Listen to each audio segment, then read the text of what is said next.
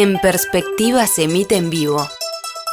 De lunes a viernes de 7 a 12 horas en Radio Mundo 1170 AM de Montevideo y sus plataformas digitales. La sequía extrema que castiga a Uruguay en los últimos 3 meses ocasiona problemas graves en el sector agropecuario, aumenta el riesgo de incendios forestales y complica el abastecimiento de agua potable en algunos lugares del país. Pero además, provoca dificultades en las centrales de generación de energía hidroeléctrica. Para enfrentar esta parte del déficit, UTE debió encender sus centrales térmicas que funcionan con combustibles fósiles y además inició negociaciones con Brasil para importar electricidad. Esta situación, claro, contrasta con la que comentamos varias veces de los 2 años anteriores, cuando UTE tuvo ganancias extraordinarias por sus exportaciones de energía a Brasil, el país vecino que padecía la falta de lluvias en buena parte de su territorio. Entonces, ¿qué impacto tendrá esta seca en UTE? ¿Puede afectar las tarifas? ¿Cómo está funcionando la interconexión con nuestros vecinos? Ese es el punto de partida para la entrevista con la presidenta del directorio de UTE, Silvia Emaldi, con quien también abordaremos algún otro asunto.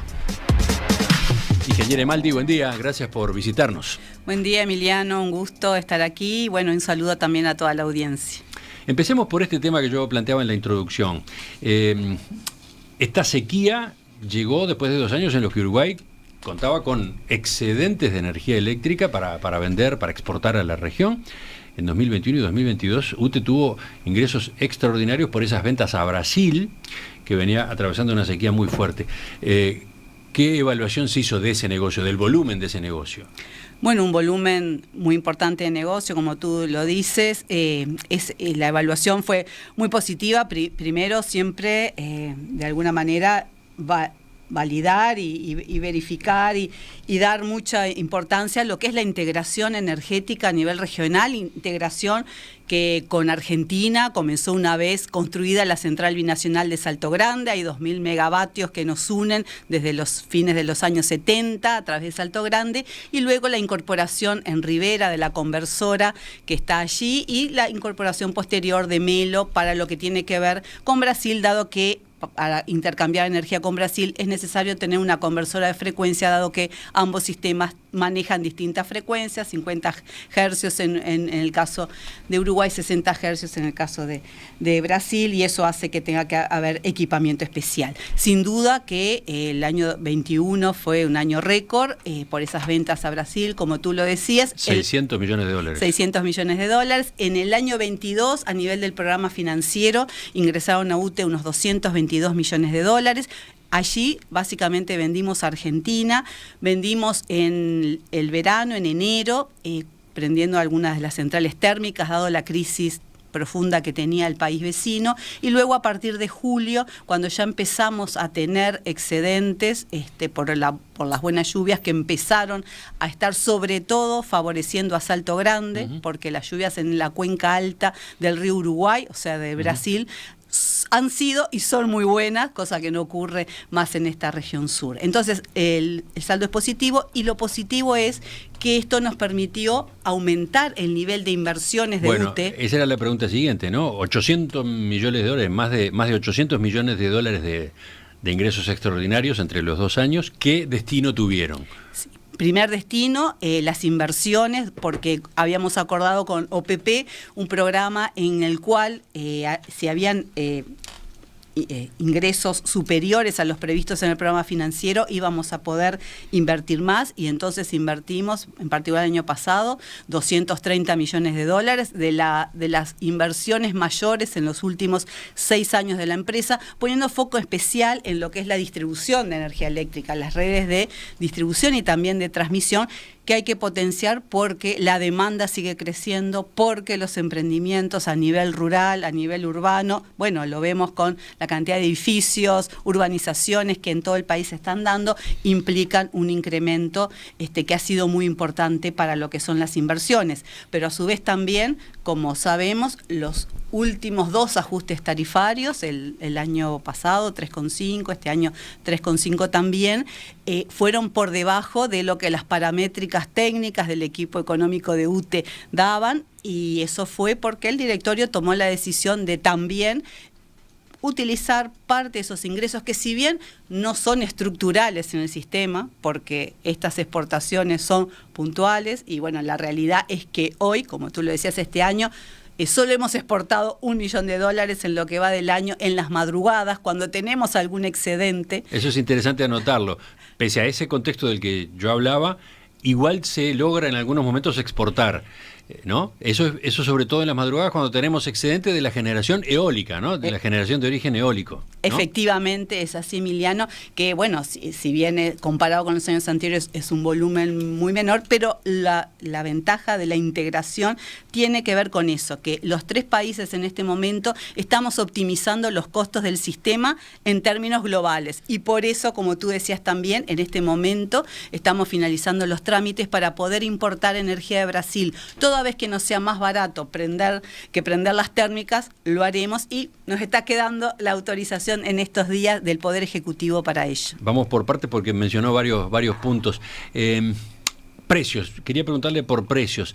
Hasta hace unos años los precios que se conseguían en las exportaciones de energía eléctrica eran relativamente bajos, al punto de que acá adentro había polémica por el hecho de que usted vendiera afuera a esos precios. Había sectores de la actividad que decían, ¿por qué no nos venden a nosotros a esos precios, ¿no? Últimamente, sin embargo, se consiguió mejorar esos valores. ¿Cómo fue ese proceso? Y, bueno, fue una política del directorio de UTE, donde en el año 2021, cuando empezaron las exportaciones a Brasil, tomamos como definición que el precio mínimo iba a ser de $80 el megavatio hora, que es el precio en cuanto a cuando estamos hablando de excedentes, excedentes eólicos, bueno, o hidráulico, cuando tenemos lluvias. Esa política no era la que estaba en la administración anterior. Hubo años que en promedio se vendió a $24, a $25 el megavatio. Esta administración tomó esa posición. Y a ver, 2 cosas.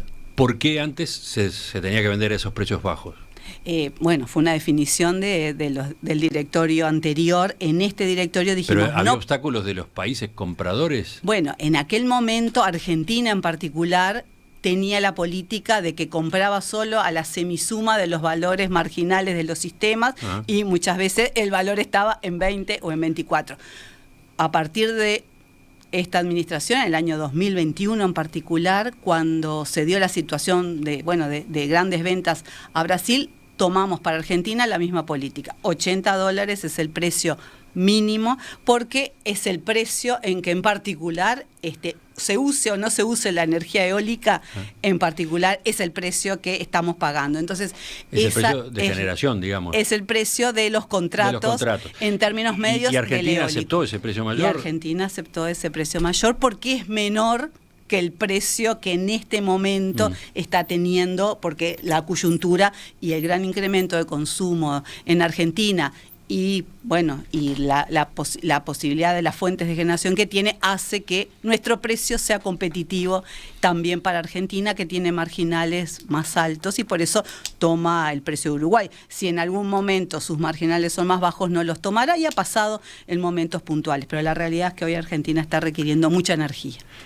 Decíamos, ahora con la sequía, la relación con Brasil se invirtió. Teniendo sequía acá, somos nosotros los que estamos complicados con el nivel de las reservas de agua en las represas Salto Grande, Baigorria, Rincón del Bonete. ¿Cuánto ha caído esa parte de la generación? Bueno, en lo que va del año, nosotros llevamos un 20%, 27% de generación térmica. Ese número es gráfico, ¿no? Porque podemos poner en pantalla un par de gráficos justamente que muestran en Uruguay la proporción de generación hidroeléctrica habitualmente está en el orden del 50%, digamos, es así, ¿no? en el orden del 45-50%. En lo que va en estos 29 días del año, porque tengo los datos cerrados al 29, la producción hidráulica fue solo el 22%, o sea que digamos menos de la mitad de lo que es normal. La eólica fue un 39%, luego tenemos 7% de biomasa, 4% de solar, y 27% fue generación térmica, cuando en realidad sabemos que en años de lluvias normales el 97% de nuestra generación es renovable, solo el 3% de térmica. Bueno, en lo que va de este año vamos con un 27%, dado esta realidad donde, bueno, hemos tenido que prender básicamente el ciclo combinado y también Punta del Tigre, los motores y en algunos momentos también hasta CTR. CTR es la tablada, la central tablada. de respaldo de la tablada. Se está usando entonces las centrales térmicas. ¿Y qué costo tiene el uso de ese tipo de centrales con combustibles fósiles? Bueno, en lo que va del año también, Emiliano, llevamos ya 52 millones de dólares de combustible. Hemos usado unos 5.600 metros cúbicos de full oil, que es el que usan los motores que están en Central Valle, y 56.000 metros cúbicos de gasoil para Punta del Tigre, ciclo combinado, y Punta del Tigre A, que es la otra central que tenemos ahí. Un promedio de $1,5 millones por día es lo que va del año, situación que había comenzado ya en noviembre. En noviembre ya habíamos tenido que prender las centrales, sobre fin de año tuvimos que hacer un pago importante a ANCAP, cerramos el 2022 con $300 millones de gasto de combustible. Este año estamos previendo una cifra menor, dado que las previsiones de los especialistas en meteorología nos dicen que, bueno, que sobre marzo, abril retomarían las lluvias en regímenes normales, saldríamos del efecto niña y ya entraríamos en un efecto de neutro y hacia un niño que se dará más adelante sobre julio-agosto. Por ahí quiero volver enseguida, pero decíamos, en Brasil ha llovido muy bien, en el norte, y eso llevó al gobierno uruguayo a iniciar negociaciones para importar electricidad desde allí. Primero, ¿qué está pasando con esas gestiones? Bueno, en estos días está para la aprobación del decreto del Poder Ejecutivo. Estimamos que en esta semana finalice ese trámite, luego hay un tema de aperturas de cartas de crédito y tal, por lo cual estimamos que ya la semana próxima empezarían los primeros intercambios. Desde el punto de vista técnico ya están acordados los procedimientos de trabajo. Hay algo que no entiendo allí, porque si en los últimos años nosotros, Uruguay, exportó tanta energía eléctrica a Brasil, ¿por qué no se puede pasar a importar de manera automática cuando Uruguay necesita? Sí, porque sobre fin del año pasado Brasil cambió sus reglamentaciones y con los comercializadores hubo que firmar nuevos contratos con esas condiciones que valen tanto para la exportación que Brasil está haciendo a Uruguay como a Argentina, y entonces eso implicó unos nuevos trámites que, bueno, que están finalizando en este momento. Ajá. Una vez que finalicen esos trámites, desde ahí en adelante sí se va a funcionar de manera más, ¿cómo decirlo?, ágil, en el ida y vuelta. Es así, una vez firmados esos contratos, va a quedar desbloqueado esto ya queda desbloqueado y ya es simplemente la operación que entre los despachos de carga de Uruguay y de Brasil, que diariamente se van a estar manejando las ofertas diarias, y como decía antes, toda vez que sea más barato importar energía de Brasil que prender nuestras térmicas, lo haremos. Hoy tenemos una estimación de que el costo será la mitad de lo que hoy nos sale tener nuestras centrales térmicas prendidas. ¿Siempre? O sea, siempre importar de Brasil en estas épocas, en estos meses, va a implicar un costo mitad que la producción en las centrales térmicas acá. En este momento, donde Brasil tiene excedentes y tiene excedentes en sus hidráulicas del norte, está teniendo excedentes, en este momento sí. Por eso las ofertas se manejan en forma diaria y bueno, y depende de la coyuntura y de los precios que, bueno, que día a día se vayan dando en el despacho brasilero, que como también comentaba, está exportando volúmenes también importantes a Argentina. Bueno, y eso es lo último que quería aclarar, capaz que es obvio, pero estamos hablando de interconexión con dos países vecinos. A la hora de comprar, solamente Brasil es el proveedor. Sí, porque Argentina en este momento está siendo un comprador neto, incluso como te comentaba antes, cuando en las madrugadas tenemos algún excedente.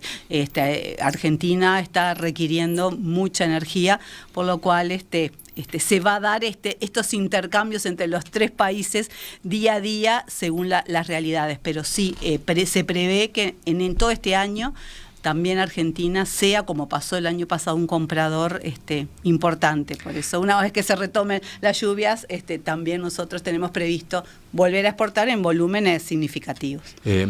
En definitiva, ¿cómo está funcionando la interconexión eléctrica con los dos socios de la región? Bueno, en el caso de Argentina, los mecanismos ya están desde hace muchos años habilitados. Hay una ley que habilita la interconexión y por eso no hay que hacer trámites como en el caso de Brasil, de que de acuerdo a las reglamentaciones que Brasil vaya de alguna manera liberando, hay que adecuarlo y entonces hay que hacer trámites más puntuales. En el caso de Argentina, como decía, desde los fines de los años 70 está todo el proceso de interconexión en ambos sentidos ya por ley habilitado, con todo lo que implica, entonces es mucho más ágil el mecanismo. Hoy en Brasil, se están dando muchos cambios en el sector eléctrico y entonces esto hace que sea más difícil la tramitación por los distintos requisitos que se dan en ambos sentidos. Pero nosotros tenemos habilitado sí la exportación a Brasil porque no ha cambiado allí la reglamentación. En la importación es que estamos haciendo estos trámites que estarán, como decía antes, finalizando esta semana. También ha ocurrido que Uruguay es punto de paso de operaciones de compraventa de energía, ¿no? Efectivamente pasó eso el año pasado, donde la situación de requerimientos de energía de Argentina era tan grande que no solo se exportaba a Brasil a través de Garabí, que es la central el punto de contacto, la conversora que tienen con Argentina, sino que también fue necesario, y dado los excedentes que Brasil tenía, que de paso por nuestras redes eléctricas viniera energía de Brasil para que a través de Salto Grande llegara a Argentina. O sea, realmente los requerimientos del país vecino, Argentina en este caso, son muy grandes y por primera vez en la historia se habilitó ese pasaje en tránsito de energía, nunca se había hecho esa operación y Uruguay lo hizo en plazos muy, muy ágiles porque la situación del invierno argentina era más complicada. Para terminar esta parte de la entrevista, ingeniera Emaldi, el hecho de que ahora, en esta situación, en esta de sequía que estamos pasando acá en Uruguay, se esté utilizando las centrales térmicas para generar energía eléctrica, pero además se esté por importar, se esté a punto de importar, en febrero ya, desde Brasil. ¿Esto puede impactar negativamente en las tarifas? No está previsto que así eso sea y eso está conversado y se realizó en coordinación con el Ministerio de Industria, el Ministerio de Economía y OPP. El ajuste tarifario fue el de 3,5 en promedio que se aplicó a principios de este año y no está previsto ningún otro ajuste. UTE ya tenía considerado en su programación financiera un volumen importante de gasto de combustible porque, como comentaba antes, el estudio, cada 15 días vamos haciendo un análisis y con especialistas en lo que es meteorología de la situación del niño, la niña, neutro, y entonces ya teníamos previsto este impacto en el programa financiero. Es más, como decía antes, desde noviembre estamos con las centrales térmicas produciendo, no al nivel actual, pero sí ya había empezado el proceso de generación térmica en un volumen importante, por lo cual eso ya está previsto en el programa financiero y no se tiene ninguna otra previsión. Sí hay, digamos, diferencias este año en cuanto a las posibilidades de inversión con este escenario. No, en realidad estamos teniendo un programa financiero que también considera un volumen de $230 millones de inversión. La misma cifra del año pasado. La misma cifra del año pasado y que, teniendo la posibilidad, una vez que se retome las lluvias en estado normal, que todos esperemos para todo lo que es la actividad del país a partir de marzo, abril, como está previsto, también la previsión de exportaciones nos permitirá dar un oxígeno a poder invertir más como lo hemos hecho en el 2021 y el 2022. Enseguida retomamos la entrevista con la presidenta del directorio de UTE. Hay varios temas en la agenda, entre otros, uno que abordamos hace pocos días con su hermana, ¿cómo llamarla? ANCAP. ¿Cómo es la relación entre UTE y ANCAP? ¿Cómo la definimos? Porque ANCAP está avanzando con las estaciones para carga de vehículos eléctricos, ¿no? En particular con un proyecto muy ambicioso para Paysandú. Me interesa saber cómo corre en esa carrera, si es complementación, cómo corre UTE. Las centrales hidroeléctricas tienen un peso significativo en la matriz energética de nuestro país, por lo menos 40% y en varios años por arriba del 50%. Ahí hay una ventaja porque se trata de fuentes renovables, pero claro, ahora en tiempo de sequía, cuando baja el nivel, cuando se compromete el nivel en las represas, aparece un déficit de generación que hay que cubrir encendiendo centrales térmicas y por otro lado abriendo la importación, en este caso de Brasil. De eso es que hemos estado conversando en estos minutos, en los primeros minutos de la entrevista esta mañana, con la presidenta del directorio de UTE, Silvia Emaldi.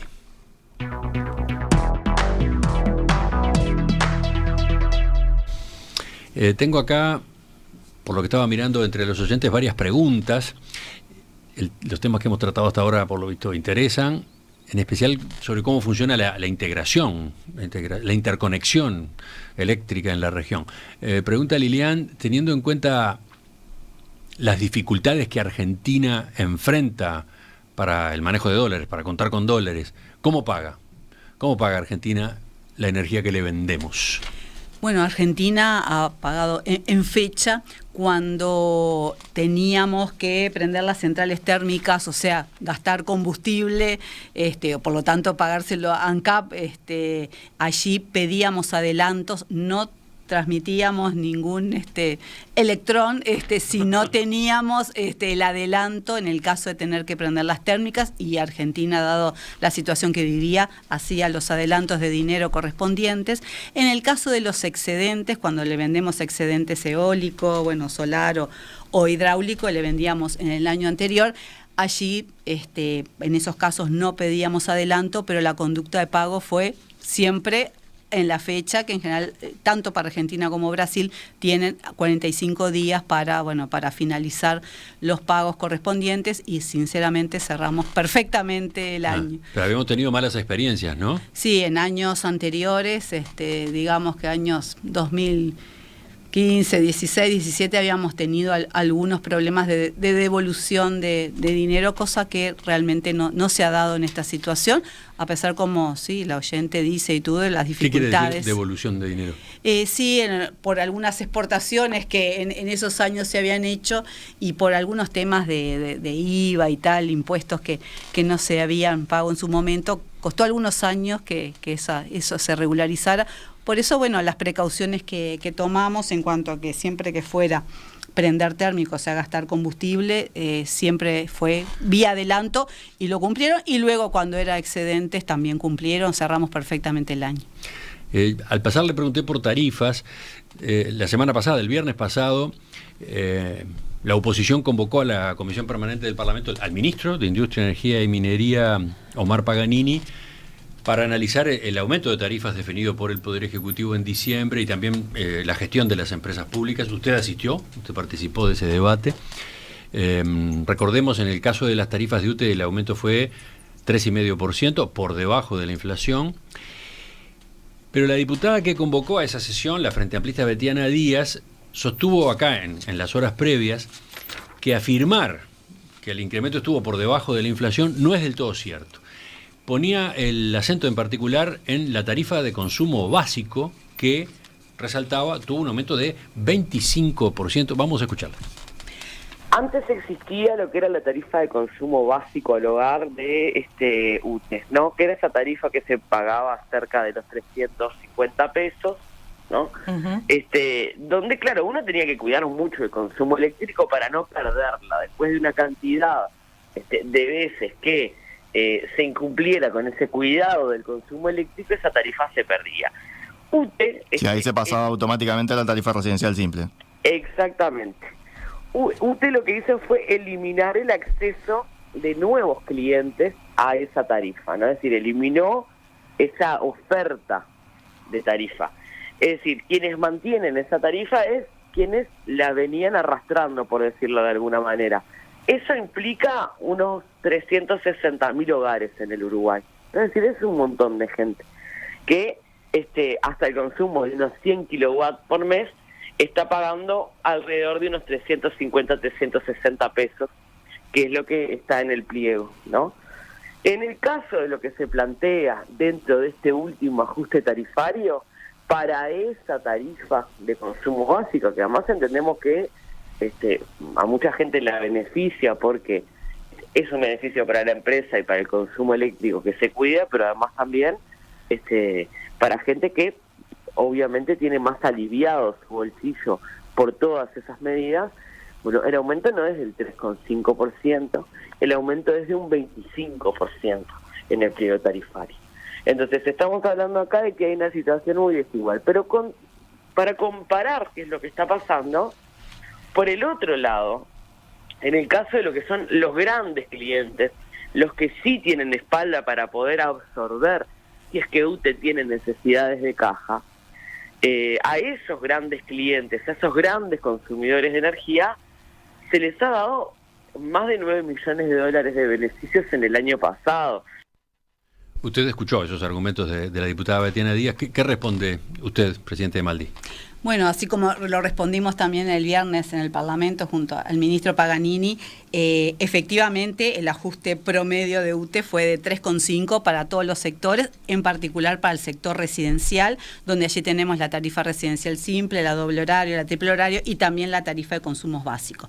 En el caso de la tarifa de consumos básicos, lo que la diputada dice que incrementó un 25%, es el cargo mensual que esa tarifa tiene, que es el cargo que incluye los primeros 100 kilovatios hora, que tenía un valor de 388 pesos y pasó a 488. O sea, en términos de incremento real fueron 100 pesos lo que se incrementó esa tarifa. Cuando uno ve la tarifa en términos globales, los escalones de energía a partir del 101 kilovatio al 140, el otro salto que es de 141 a 350 y de 350 al más, en términos globales esa tarifa ajustó un 8,5, porque en realidad los escalones por fuera de los 100 kilovatios hora tienen valores muy altos, entonces el primer escalón por encima de los 100 no lo aumentamos, el escalón entre 140 y 350, estoy viendo aquí, lo aumentamos un 1,06% y el de 350 en adelante 2,47%, o sea que lo que ajustó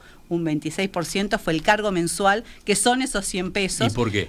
¿Por qué ese criterio? ¿Y por qué? Porque en realidad una de las directrices de esta administración y de este directorio desde el inicio fue que todas las tarifas tienen que ir gradualmente convergiendo a los costos. En este caso, la tarifa de consumos básicos su precio está un 36% por abajo del costo de esa tarifa. Y todo lo que no se recaudaba por esa tarifa se cargaba a la tarifa residencial simple, donde tenemos la mayoría de los clientes, tenemos 1 millón de clientes allí, que en este caso el ajuste fue por debajo, fue un 3,2%, dado el volumen tan importante, no pudo ser incluso menor. Y también ajustó 3,2% las tarifas inteligentes, en particular la doble horario, y no ajustó la triple horario, aquella que en el horario de 0 a 7 tiene un valor bajo que facilita la movilidad eléctrica, el uso de climatización, etcétera. Entonces, en promedio, la tarifa residenciales ajustaron 3,5 y en el caso de la tarifa de consumos básicos, que originalmente fue creada en el año 2010 para beneficiar a los sectores más carenciados, lo que pasaba, y lo hemos dicho en el Parlamento, que luego podían ingresar a ellos no solamente las personas carenciadas, sino todos aquellos que consumieran poca energía. Se desvirtuó. La evaluación es que se desvirtuó el instrumento. El instrumento se desvirtuó, por lo cual en este gobierno lo que definimos en coordinación con el Ministerio de Industria y también OPP y Ministerio de Economía, que como es la política general, los subsidios sean focalizados. Y por eso, desde enero del 2022, con el MIDES creamos el bono social de la energía eléctrica. Son dos partes, ¿no? A ver, si entiendo bien, dos tipos de decisiones. Por un lado, se congeló este tipo de tarifa, o sea, no se permite nuevos ingresos al uso de esta tarifa, la tarifa de consumo básico. Efectivamente. Están accediendo a ella quienes ya se habían inscrito. Y siguen manteniendo las reglas que fueron desde el inicio creadas, que no te podías pasar en los últimos 12 meses más de 2 meses desde los 230 kilovatios hora de consumo. Por eso, en realidad, es una tarifa que llama, que habilita o que te lleva a consumir poca energía. Y eso estaba pasando no solo en los barrios carenciados, estaba pasando en toda la zona balnearia, en lugares que, bueno, había una sola persona y tal, y entonces todo ese peso lo estaba absorbiendo todo el conjunto de la mayoría de nuestros clientes. Por eso la importancia. Si entiendo bien, la idea del gobierno sería que desapareciera este instrumento, la tarifa de consumo básica. De que quienes están hoy, que son del orden de 230.000, mientras sigan con las reglas de que más de 2 meses no puedes pasarte 230, se mantiene. Está bien. Pero no pueden incorporarse nuevos. Pero todos, y por otro lado existe el bono. Exacto, para todos aquellos beneficiarios de los planes MIDES, Tarjeta de Uruguay Social, Asignación Familiar, Asistencia a la Vejez, y también los clientes del Plan de Inclusión Social de UTE, donde vamos regularizando año a año a aquellos clientes que no lo estaban, todos ellos pasan al bono social, que tiene descuentos entre el 80 y el 90% según cada una de estas categorías, mucho mayores que los que tenían en la TCB. Entonces, de nuevo, es focalizar los subsidios a los sectores realmente vulnerables y no hacer que la mayoría de los clientes residenciales, que sabemos que las tarifas no son competitivas con la región, carguen con los subsidios que no estaban focalizados en los más necesitados. Ya que en la argumentación hizo la comparación regional, le pregunto para terminar esta parte de la entrevista por ese factor. ¿Qué análisis hace UTE, o hace el gobierno de lo caras que terminan siendo las tarifas uruguayas en la comparación con el entorno? Bueno, lo que estamos nosotros llevando adelante son las políticas de mejora y competitividad de las tarifas en todos los sentidos. Por eso es tan importante, por ejemplo, el nuevo plan inteligente que esta administración definió, donde sabemos que sábados, domingos y feriados y 20 horas de lunes a viernes vale el valor de fuera de punto, o sea, el valor más bajo. Allí ya hoy, a la fecha, tenemos 230.000 clientes que en forma comprobada, en términos promediales, han reducido un 20% el costo de su factura. Eso lo venimos siguiendo mes a mes desde principios del 2021, donde se dio a promoción el nuevo plan inteligente, y mes a mes se siguen sumando muchos clientes. O sea que aquellos que van pasando al plan inteligente ya tienen ese descuento, por lo cual allí empiezan a acercarse a los valores de la región. Claro, hay valores de la región, como el caso de Argentina, tal, muy, muy subsidiados en términos generales, y bueno, y por eso también algunos problemas que luego hay en el sector eléctrico del vecino país. Entonces, por otra parte, hay 140.000 clientes que ya hoy tienen el bono social de la energía eléctrica. Antes, con las tarifas de consumos básicos para estos sectores se destinaba del orden de 20 millones de dólares en el programa financiero. Cerrado el 22, fueron 48 millones de dólares los beneficios que se destinaron al bono social, por lo cual pasamos de un colectivo de unos 35.000 clientes a 140.000 beneficiarios, como decíamos, de los planes MIDES y de UTE, y pasamos de 20 millones de dólares a 48 millones. La mitad de los beneficios que se dan en la empresa están destinados al bono social, en una dinámica y una lógica que creemos que es la más sana, porque si se dan altas, por ejemplo, por la tarjeta de Uruguay Social o asignación familiar, automáticamente nos llega a UTE la información de que esa familia es una nueva beneficiaria, y automáticamente UTE le empieza a aplicar esos importantes descuentos del 80 y el 90% de la tarifa. Si en algún caso una familia mejoró, que bueno, su situación económica, sale de algunos de los planes del MIDES, bueno, también sale de los planes de UTE, porque de nuevo tienen que estar focalizados los beneficios y los subsidios. Pero y con respecto a los costos de generación, ¿qué hace UTE? ¿Qué puede hacer UTE? Respecto a los costos de generación, lo que UTE hoy está haciendo, toda vez que tenía energía excedente, venderla a los vecinos, y toda vez Porque hay una discusión a propósito de si UTE no tiene justamente en los contratos de compra con generadores privados en el terreno de las energías renovables, compromisos que terminan siendo, entre comillas, perjudiciales para el usuario, para el cliente. Y sí, esos compromisos son los contratos eólicos y solar que tenemos por los próximos 15 años, en contratos que se definieron en la administración anterior, y el objetivo, y hay que pagarlo, son unos 500 millones de dólares que hay que pagar por año. Por eso el objetivo es Primero, que a nivel nacional se use más energía eléctrica, sustituyendo otros usos, sustituyendo los combustibles fósiles, que Uruguay no tiene, sustituyendo gas, que tampoco Uruguay tiene. Por eso es que a través de las tarifas inteligentes, a través de la promoción, como hicimos el año pasado,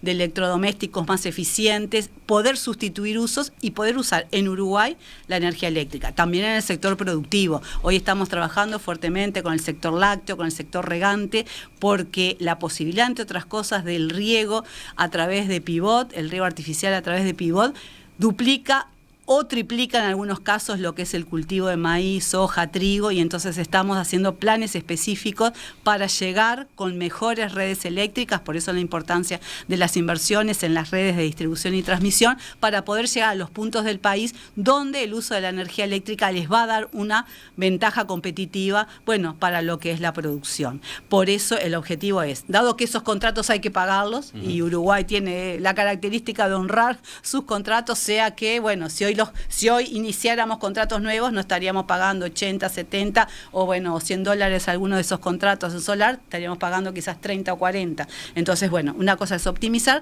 También iniciamos un proceso. ¿Cuál es la ventaja? ¿Cuál es la ventaja? A ver, para que se termine de entender, de que se use más energía eléctrica.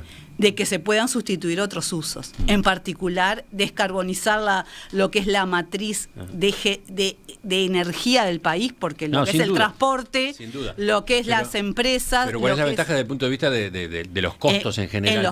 En los costos, o sea, en esos casos lo que nosotros tenemos determinado en base a las tarifas que hoy existen, y básicamente las tarifas que apuntan a la eficiencia y al horario, a lo que es la gestión de la demanda, habilita tanto a nivel de las pymes, o sea, pequeñas y medianas empresas, como a nivel de las grandes, la posibilidad de mejor uso de la energía a precios más competitivos. A nivel de lo que es industrial y en el caso de las pymes, en este año en particular vamos a sacar un plan inteligente para las pymes que va a habilitar un mejor uso de la energía, siguiendo cuál es nuestra oferta mayor de energía en los horarios donde eso está disponible.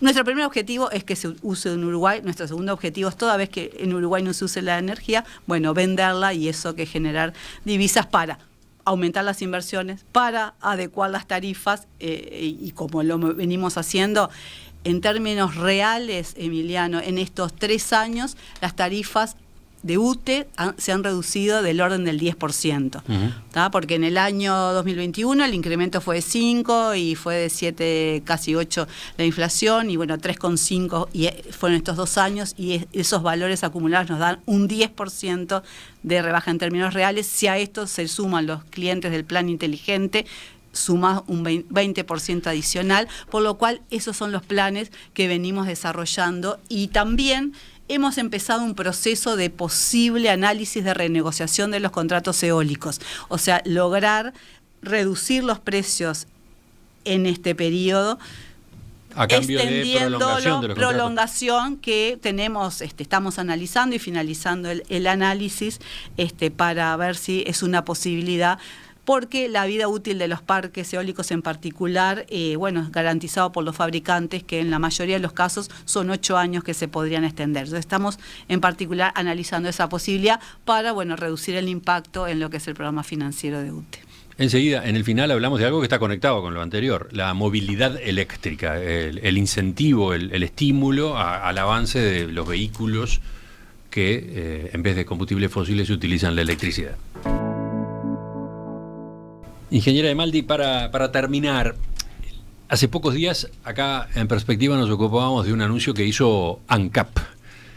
La empresa proyecta construir la primera electrolinera en Paysandú, concretamente en la cabecera del puente internacional que une esa ciudad con Colón, en la República Argentina. O sea, una estación de servicio del tipo de las clásicas, pero que estaría dedicada a cargar de manera rápida, además, autos, camiones, ómnibus, motos que funcionen con motores eléctricos. En ese momento hicimos una entrevista con el doctor Diego Durán, vicepresidente del directorio de ANCAP, y claro, una de las curiosidades que surgía tanto de nuestra parte como de los oyentes era cómo es la relación ANCAP-UTE en esta materia, ¿no? Tiende a pensar cualquiera que que es UTE quien debe ocuparse de las estaciones de carga de vehículos eléctricos. ANCAP ha ido avanzando en esta materia e incluso con este proyecto tan ambicioso. ¿Qué dice usted sobre ese vínculo? Bueno, es un vínculo de complementación, así fue desde el primer día. El primer cargador eléctrico que UTE instaló lo hizo en una estación ANCAP.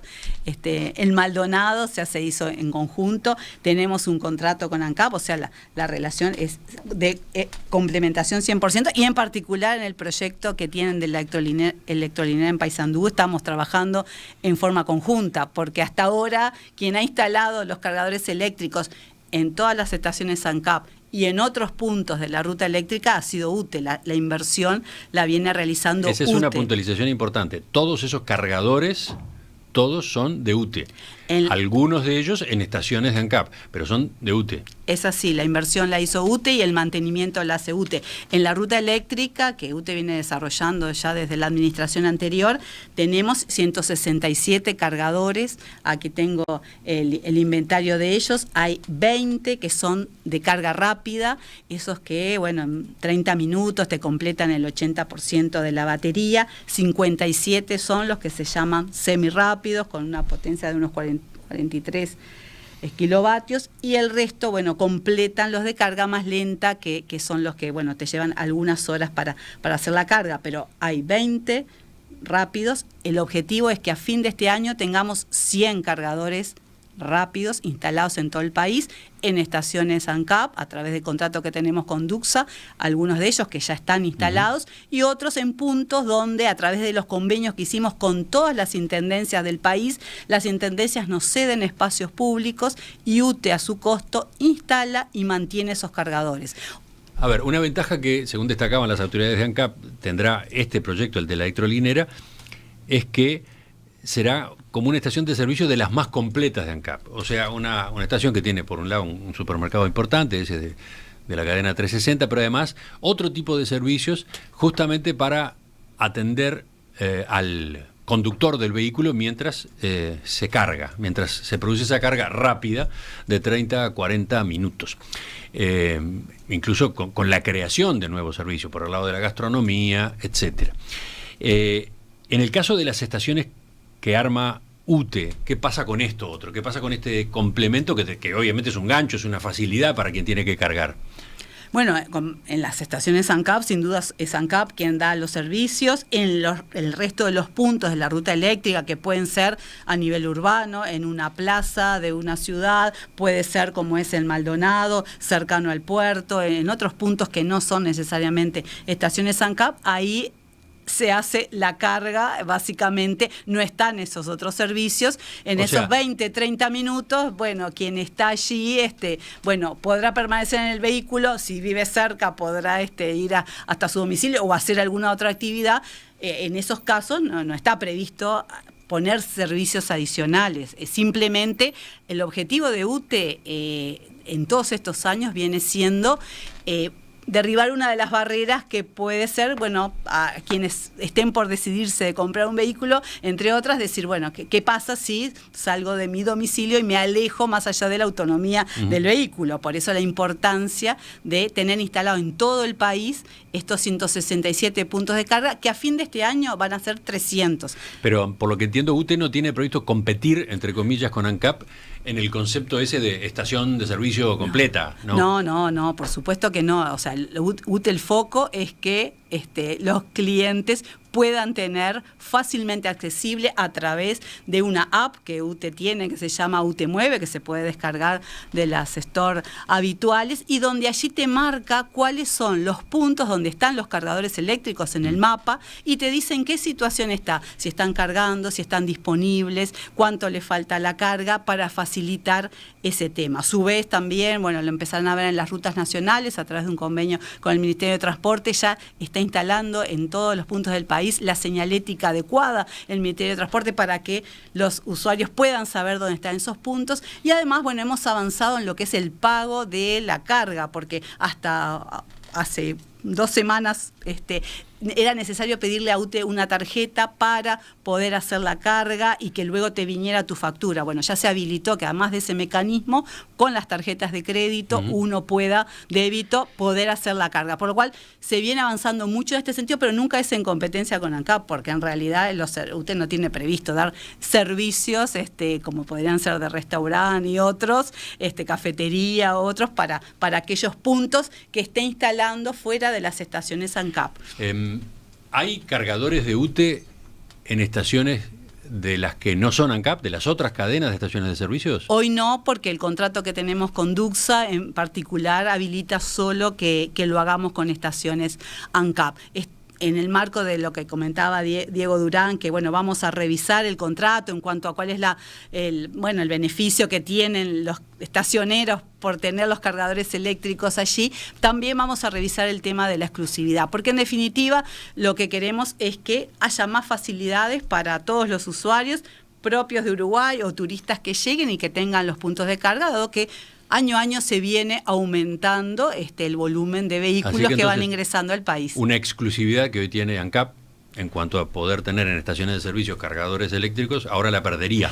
Lo vamos a analizar, es parte de los temas que tenemos que trabajar ahora en el marco de la revisión de los contratos. Es que de todos modos hay terminales de carga que son 100% privadas, ¿no? Es así, a eso iba Emiliano, que no solo que son privadas, sino que desde el Ministerio de Industria y de UTE estamos promocionando que haya más puntos de carga privados. En particular, sobre fin del año pasado, el Ministerio de Industria exhortó a UTE a generar descuentos especiales para los privados que instalaran cargadores, y UTE sobre el 22 de diciembre aprobó que los primeros 150 cargadores eléctricos de privados tengan una exoneración especial, no solo en lo que es las tasas de conexión, en la potencia asociada, sino también en la energía, que tengan importantes descuentos hasta el año 2025, para facilitar que haya más puntos, porque no ahí sí se trata, en los casos que hemos ido conociendo, de terminales de carga que se instalan en algún lugar donde el conductor del vehículo tiene otras cosas que hacer, ¿no? Claro, por ejemplo, grandes superficies. Ahí está, un supermercado, un shopping, un estacionamiento, ese tipo de lugares, ¿no? Exacto, eso nosotros ya en algunos de esos lugares ya tenemos instalado, por ejemplo, en el World Trade Center, tenemos en algunas grandes superficies instalados, y estamos trabajando con algunos otros de los shopping en particular, para que también con la misma modalidad de convenio donde UTE instala y mantiene los cargadores, pero también queremos que privados lo hagan, porque no va a ser posible ni para UTE y ANCAP poder cubrir todos los puntos necesarios de carga cuando la movilidad eléctrica sea, a nivel mundial y a nivel de Uruguay, una realidad mucho mayor de la que hoy estamos. Nos estamos preparando a eso, es muy buena la complementación que estamos haciendo con ANCAP en este sentido, pero también con las intendencias municipales, como decíamos, en el marco de estos convenios que venimos desarrollando. Silvia Emaldi, presidenta del directorio de UTE, le agradecemos su visita esta mañana. Quedan temas para explorar un poco más a fondo, por ejemplo, o por ejemplo el tipo de servicio de UTE a instalaciones de riego, ¿no? Un asunto tan delicado y tan conversado también en estos días. Sí. Así que lo ampliamos en cualquier momento. A las órdenes, y nuevamente un saludo a ti y a toda la audiencia. Muchas gracias.